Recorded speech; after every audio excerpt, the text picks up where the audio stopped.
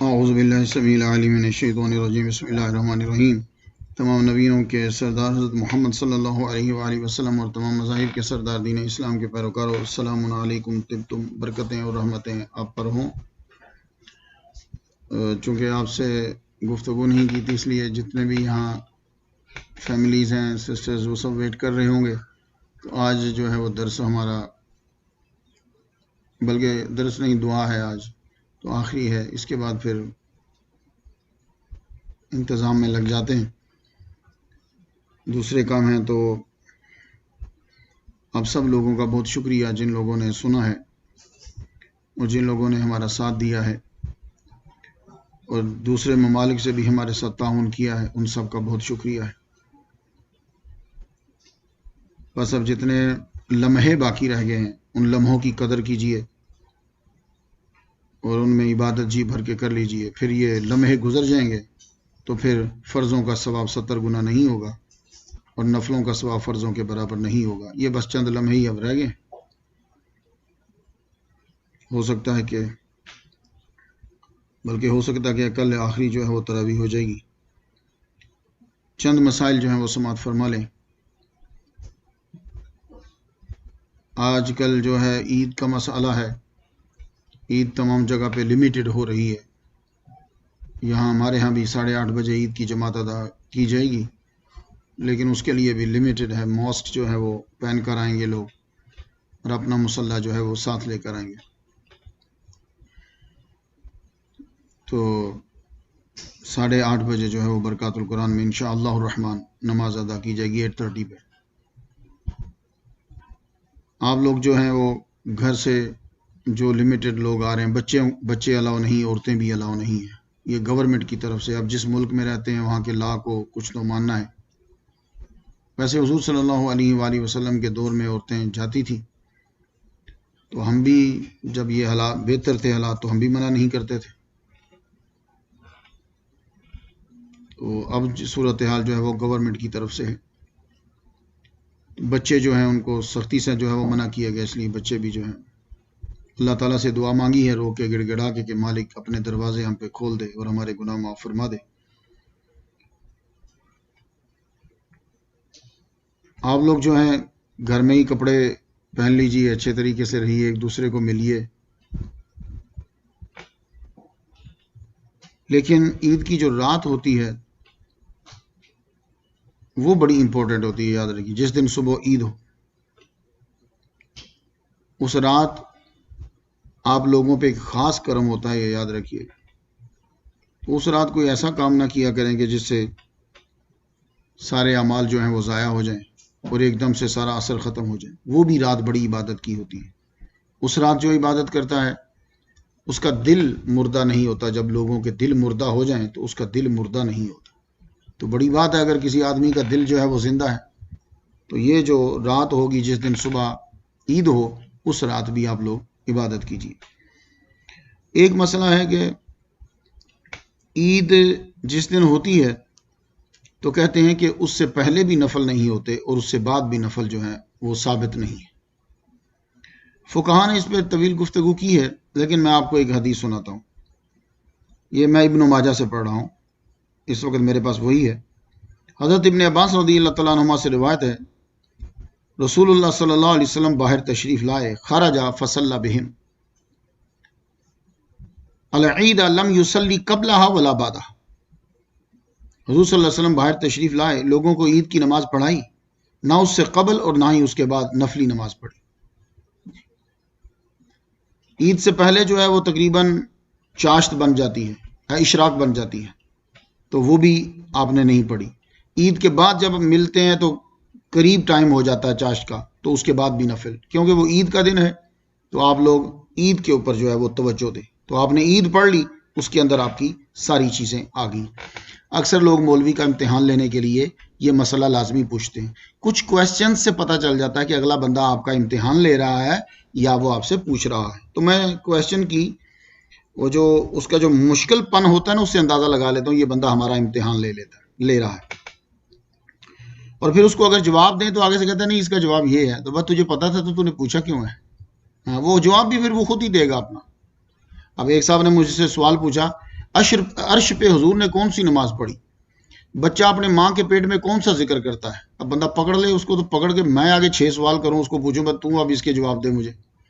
تو یہ کیا ہوتا ہے، یہ کویشچن بنائے جاتے ہیں، پھر آگے جو ہے نا وہ پوچھتے ہیں لوگوں سے. خیر، تو اکثر امتحان لینے کے لیے مولوی سے عید والے دن آگے پوچھیں گے، مولوی صاحب میں نفل پڑھ سکتا ہوں آج؟ جب اس کو نفل کی فکر ہے نا تو اس کو اس کا جواب بھی ضرور آتا ہے، وہ صرف مولوی کو چیک کر رہا ہوتا ہے. ایک آدمی آگے عید والے دن کون نفل پوچھتا ہے؟ عید والے دن یاد ہی کوئی چیز نہیں رہتی. تو اگر وہ مولوی سے نفل پوچھ رہا ہے تو اس کو پتا ہے کہ نفل نہیں ہوتے وہ، لیکن مولوی کا امتحان لے رہا وہ. ایسے علم سے ہمیشہ دعا مانگا کرو اللہ محفوظ فرمائے جس علم سے دوسروں کو تنگ کیا جائے. یہ یاد رکھیے اس علم کا کوئی فائدہ نہیں ہوتا. تو حدیث آپ نے سماعت فرما لی، خرج فصلی بہم العید، سرکار صلی اللہ علیہ وسلم نے عید کی نماز پڑھائی، لم یصلی قبلہا ولا بعدہا، تو آپ نے نفلی نماز جو ہے وہ، لیکن فقہا بعض کہتے ہیں کہ مسجد کے اندر اس دن جو ہے وہ اس ٹائم میں نفلی نماز نہیں ہو سکتی. اگر آپ عید پڑھنے کے بعد گھر چلے جاتے ہیں تو کہتے ہیں کہ یہ بھی ایک مسئلہ یاد رکھیے گا گھر جا کے. اللہ تعالیٰ آپ سب لوگوں کی جو ہے وہ نماز جو ہے وہ قبول فرمائے، اور جن لوگوں کی لگن ہے اس کی لگن کا صدقہ اللہ تعالیٰ آپ کو عید کی نماز کا جو ہے وہ ثواب عطا فرما دے. حضور صلی اللہ علیہ وآلہ وسلم جب گھر واپس جاتے تھے، اب دیکھیے میں نے آپ کو ایک مسئلہ بتایا نا کہ اس دن مسجد کے اندر جو ہے وہ آپ نفل نہیں پڑھ سکتے، لیکن ایک حدیث مبارکہ مجھے ملی ہے، یہ حضرت ابو سعید خدری رضی اللہ تعالیٰ عنہ سے، قال کان رسول اللہ صلی اللہ علیہ وسلم لا یصلی قبل العید شیئا، عید سے پہلے آپ کوئی نفل نہیں پڑھتے تھے. فاذا رجع الی منزلہ، جب آپ اپنی منزل پہ آ جاتے، منزل گھر کو گئے، جب آپ منزل پہ آ جاتے تو صلی رکعتین، پھر آپ 2 رکعتیں جو ہیں وہ پڑھتے. تو اس لیے فقہا نے پھر یہ کہا کہ مسجد میں نہیں، گھر اگر آپ پہنچ جاتے ہو تو گھر جا کے آپ نفل پڑھ سکتے ہو. ان کے پاس یہ دلیل ہے، یہ والی. تو کبھی آپ کو نظر آئے تو آپ کے پاس نالج جو ہے وہ رہنا چاہیے. عید کی نماز پڑھنے کے لیے بہتر یہ ہوتا ہے کہ پیدل انسان جائے، لیکن یہ ان لوگوں کے لیے ہے کہ جہاں پیدل چلنا اور مسجد قریب ہے ان کے لیے ہے کہ وہ پیدل جائیں. حدیث مبارکہ جو ہے یہ 1283 ہے، ان نبی صلی اللہ علیہ وسلم کانا یخرج علی العید ماشیا ویرجع ماشیا، ماشی کا معنی پیدل چلنے والا. تو اس لیے تو حضور صلی اللہ علیہ وآلہ وسلم جو ہیں وہ عید کے لیے نکلا کرتے تھے پیدل، اور عید سے واپس جایا کرتے تھے پیدل.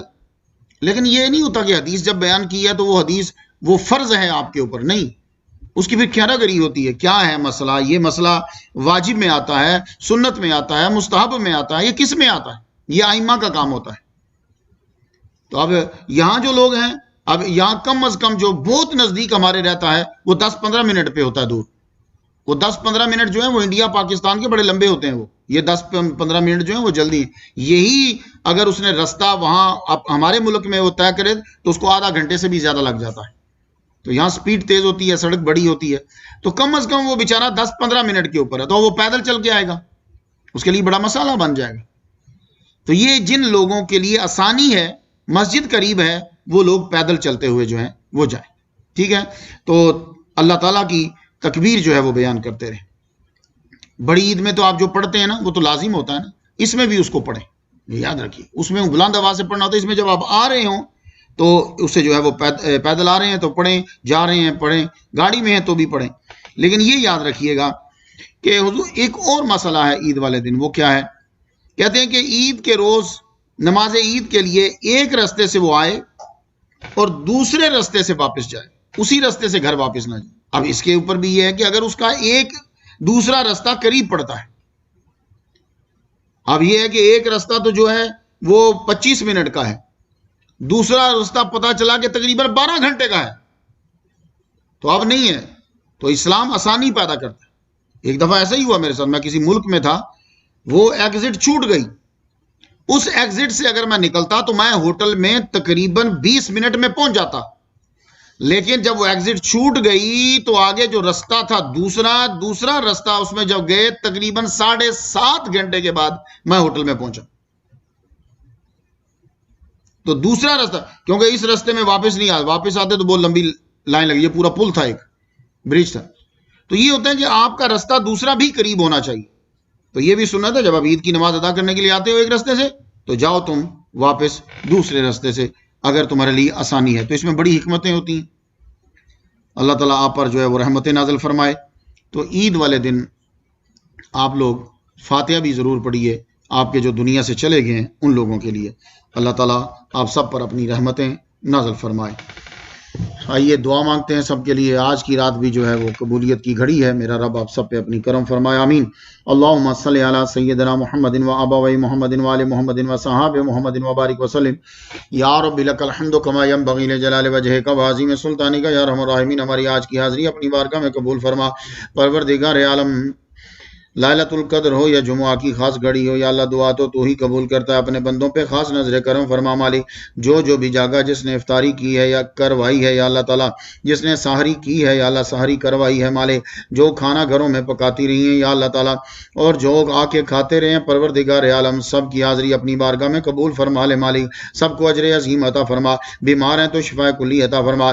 پروردگار عالم شفا تیرے قبضہ قدرت میں ہے یا اللہ. تو چاہے تو قمیص میں پیدا کر دے، چاہے تو ہاتھ کے لمس میں پیدا کر دے، چاہے تو پانی میں پیدا کر دے، چاہے تو لعاب دہن میں پیدا کر دے. شفا تیرے قبضہ قدرت میں ہے یا اللہ تعالیٰ. جتنے بیمار لوگ ہیں سب کو شفا عطا فرما. ساتھ کی والدہ ماجدہ کو یا اللہ شفا کاملہ عاجلہ عطا فرما دے. اور جن لوگوں نے اپنے رشتہ داروں کی شفا کے لیے دعا کے لیے کہا یا اللہ تعالیٰ سب کو شفا عطا فرما. واشفنا واشف مردانا واشفنا واشف مردانا. یا اللہ ہمیں شفا عطا فرما، ہمارے مریضوں کو شفا عطا فرما. یا اللہ تعالیٰ جو اپنے بچوں اور بچیوں کی وجہ سے گھر سے باہر نہیں نکل رہے، ان کی بچیوں کو اور بچوں کو ہر قسم کی وبا سے بلا سے محفوظ فرما مالک. یا اللہ تعالیٰ نہ ہمیں ہمارے بچوں کے لیے امتحان بنانا، نہ ہمارے بچوں کو ہمارے لیے امتحان بنانا. یا اللہ تعالیٰ ہمارے بچوں کو ہماری آنکھوں کی ٹھنڈک بنا دے مالک. یا اللہ یہ بچیوں اور بچوں کو ہمارے لیے جنت کا ذریعہ بنا دے مالک. ہمارے خاندان والوں کو متقی بنا دے اور ہمیں متقیوں کا امام بنا دے مالک. جس شخص نے بھی جہاں سے بھی اس ادارے کے لیے خدمت کی ہے یا جہاں بھی اس نے اللہ کے گھر کے لیے خدمت کی ہے یا اللہ تعالیٰ اس کی خدمت کو اپنی بارگاہ میں قبول فرما. جو لوگ اعتکاف بیٹھے ہیں یا بیٹھی ہیں یا اللہ تعالیٰ سے اپنی باندیوں اور اپنے غلاموں کے اعتکاف کو اپنی بارگاہ میں قبول فرما لے. یا اللہ تعالیٰ نور صاحب ہماری مسجد میں اعتکاف بیٹھے، ان کے صدقے سے یا اللہ سب کے صغیرہ کبیرہ گناہوں کو معاف فرما. یا اللہ تعالیٰ جو دین کی اور دین والوں کی خدمت کرتے ہیں، ان کی فکر کرتے ہیں، یا اللہ تعالیٰ ان کو ہر قسم کی پریشانی سے محفوظ فرما دے مالک. ربنا آتنا فی الدنیا حسنۃ وفی الآخرۃ حسنۃ وقنا عذاب النار. سید دہا صاحب نے دعا کے لیے کہا یا اللہ تعالیٰ سید دہا صاحب کا سایہ ہمارے سروں پہ دراز رکھنا مالک. پروردگار عالم جتنے لوگ بھی ان کے درس میں شریک ہوتے ہیں سب کے علم میں اضافہ فرما مالک. یا اللہ دین اسلام کی تبلیغ کے لیے میری روحانی، جسمانی، مالی، علمی، عملی طاقتوں میں ارب گنا اضافہ فرما مالک. یا اللہ تعالیٰ سب پہ اپنا کرم فرما دے. اس ادارے کو جو چلا رہے ہیں اپنا نام ظاہر نہیں کرتے، پروردگار عالم ان سب کو دن دگنی رات چوگنی ترقی عطا فرما. ان کی بچیوں کو بچوں کو خوشیاں عطا فرما، ہر میدان میں کامیابی عطا فرما. جن کی بچیوں کی شادیاں ہو چکی ہیں گھروں میں رحمتیں نازل فرما. اور یا اللہ تعالیٰ جو شادیوں کے قابل ہیں پروردگار عالم نے ایک بار عطا فرما مالک. یا اللہ رزق میں برکت پیدا فرما. یا اللہ تعالیٰ ذہنی سکون عطا فرما، قلبی اطمینان عطا فرما، ہر قسم کی پریشانی سے نجات عطا فرما. ساری زندگی اپنا محتاج رکھنا، دنیا کی محتاجی سے نجات عطا فرمانا. یا اللہ جب وقت آئے تو خاتمہ ایمان پہ فرمانا. مسلمان دنیا میں جہاں بھی بس رہے ہیں ظلم کی چکی میں پس رہے ہیں، یا اللہ تعالیٰ انہیں نجات عطا فرما. یا اللہ تعالیٰ جب وقت آخری وقت آ جائے زبان پہ یہ کلمہ جاری فرمانا، لا الہ الا اللہ محمد رسول اللہ وصلی اللہ تعالیٰ علی خیر خلق محمد و آلہ و صحبہ اجمعین. اللہ تعالیٰ